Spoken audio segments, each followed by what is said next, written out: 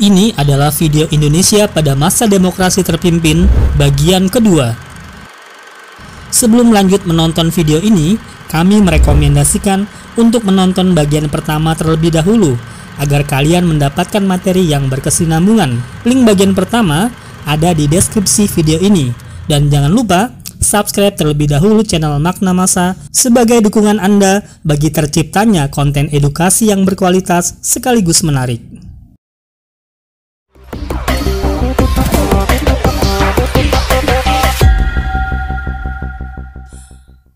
Pada akhir video pertama, kita telah mengetahui berbagai upaya bangsa Indonesia untuk merebut Irian Barat dari kolonialisme Belanda dan kepahlawanan Komodor Yosudarso yang gugur dalam pertempuran Laut Aru. Konfrontasi antara Indonesia dengan Belanda mengenai masalah Irian Barat akhirnya mendapat perhatian dunia.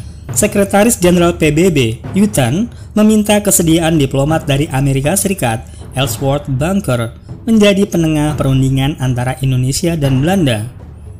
Ellsworth Bunker meminta Indonesia dan Belanda bertemu di meja perundingan. Delegasi Indonesia dipimpin oleh Adam Malik, sedangkan delegasi Belanda dipimpin oleh Dr. Van Rooyen. Pada bulan Maret hingga bulan Agustus 1962, Indonesia dan Belanda mengadakan pembicaraan secara intensif di Virginia, Amerika Serikat.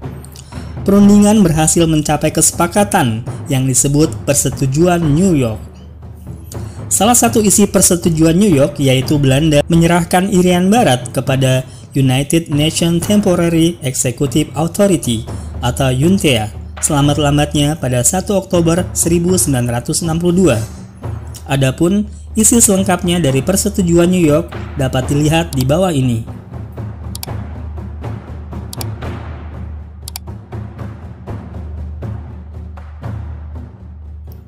Pada 1 Mei 1963, UNTEA yang diwakili oleh Dr. Jalal Abdo secara resmi menyerahkan Irian Barat kepada Indonesia.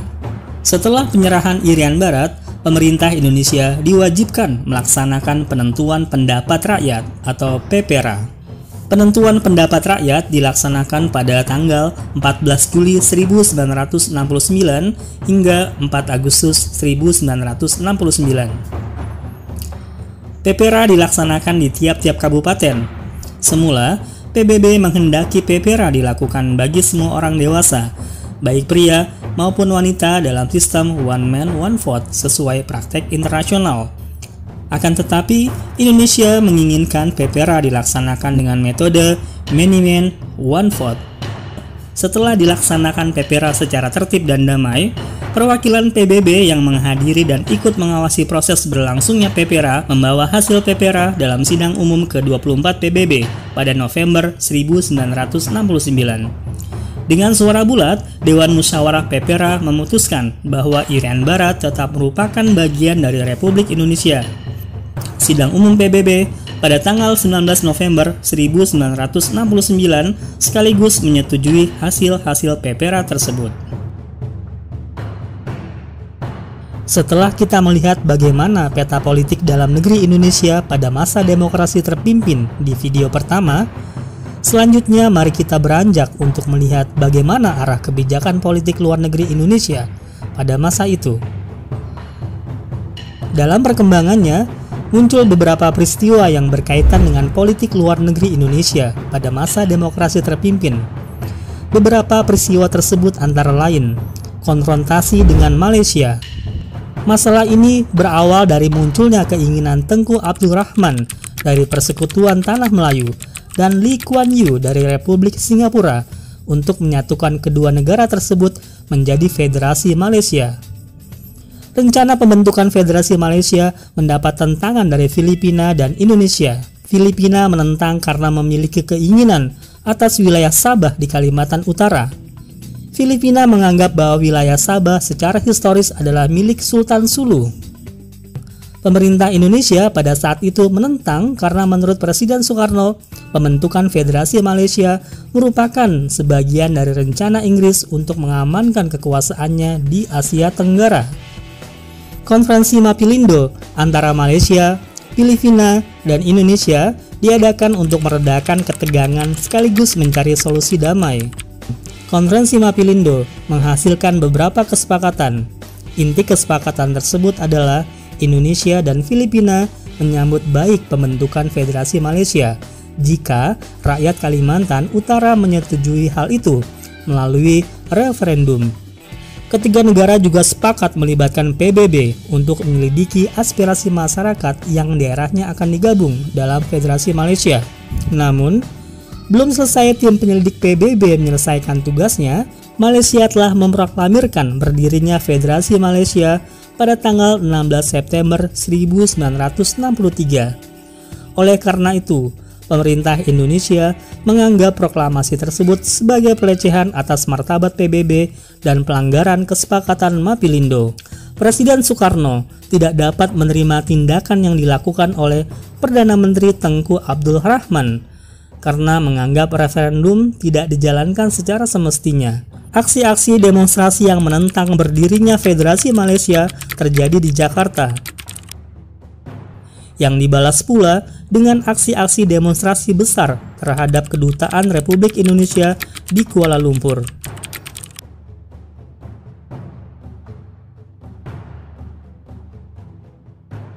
Pemerintah Republik Indonesia kemudian memutus hubungan ekonomi dengan Malaya, Singapura, Sarawak, dan Sabah.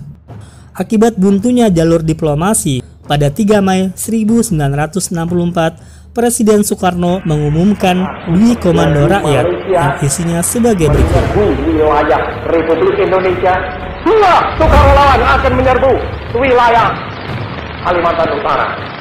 Ada 10 terjadung Malaysia masuk Republik Indonesia, 100 sukarelawan masuk Kalimantan Utara.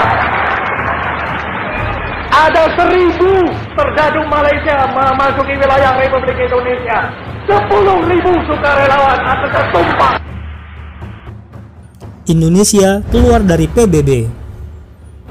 Di tengah berlangsungnya konfrontasi Indonesia-Malaysia, Malaysia dicalonkan menjadi anggota tidak tetap Dewan Keamanan PBB. Kondisi ini mendorong pemerintah Indonesia mengambil sikap menolak pencalonan Malaysia sebagai anggota tidak tetap Dewan Keamanan PBB. Dalam perkembangannya, PBB justru menerima Malaysia sebagai anggota tidak tetap Dewan Keamanan PBB. Kebijakan PBB tersebut langsung direspon oleh Presiden Soekarno dengan menyatakan Indonesia keluar dari keanggotaan PBB.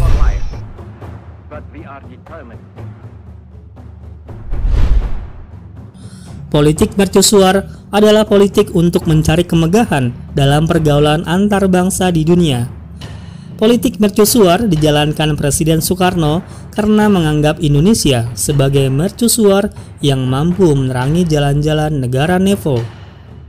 Jembatan Ampera merupakan salah satu contoh proyek megah yang dibangun pada masa demokrasi terpimpin. Selain Jembatan Ampera, bangunan megah yang dibangun pada masa demokrasi terpimpin antara lain Stadion Gelora Bung Karno, Monumen Nasional,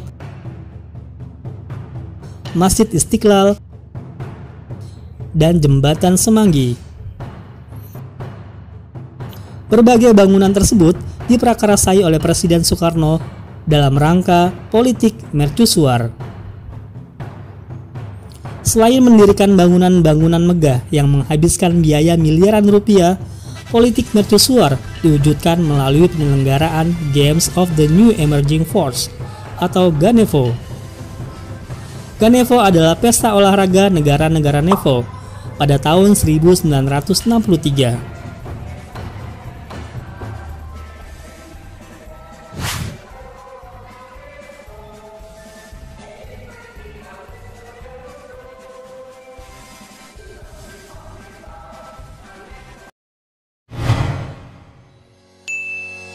Permasalahan ekonomi pada masa demokrasi terpimpin disebabkan oleh kekacauan kondisi politik dan ekonomi sebelum tahun 1959.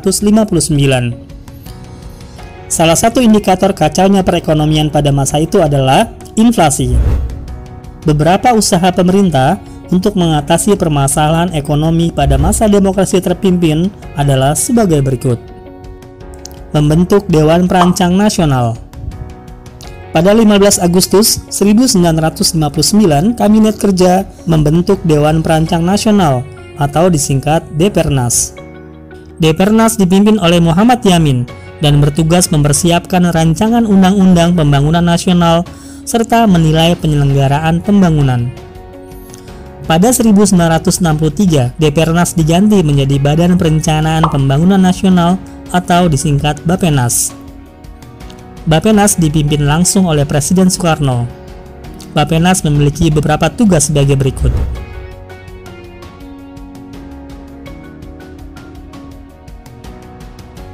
Devaluasi mata uang rupiah atau Senering.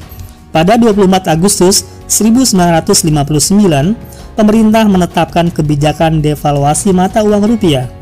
Nilai mata uang Rp1.000 dan Rp500 berubah menjadi Rp100 dan Rp50.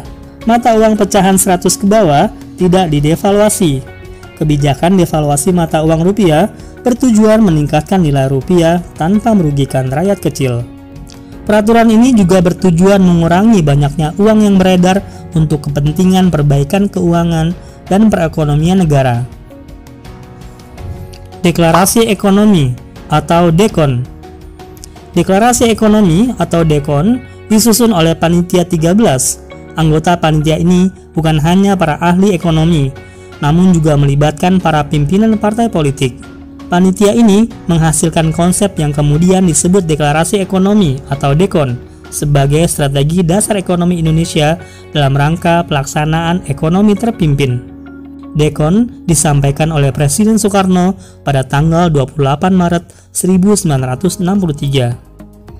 Tujuan DEKON adalah menciptakan ekonomi yang bersifat nasional, demokratis, dan bebas dari sisa-sisa imperialisme, mencapai tahap ekonomi sosialis Indonesia dengan cara terpimpin.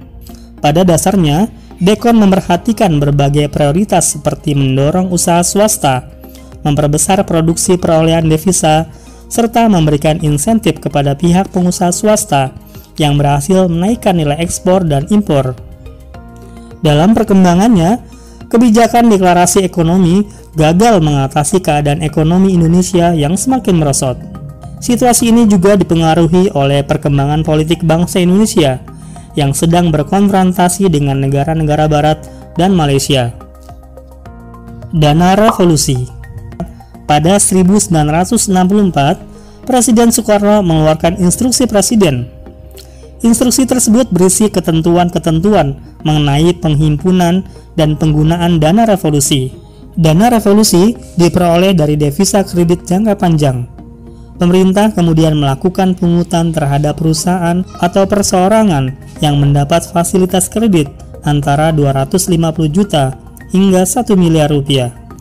Dalam perkembangannya, hasil pengumpulan dana revolusi digunakan untuk membiayai proyek-proyek mandataris presiden yang dikenal dengan proyek mercusuar.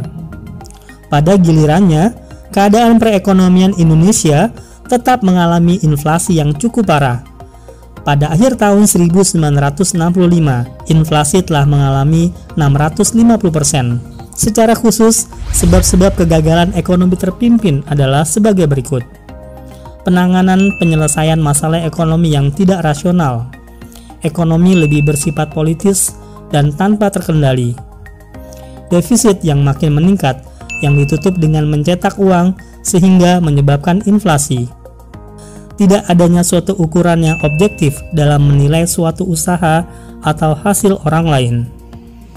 Struktur ekonomi cenderung bersifat etatisme atau terpusat.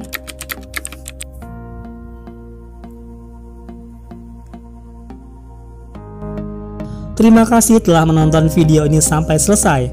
Wassalamualaikum warahmatullahi wabarakatuh.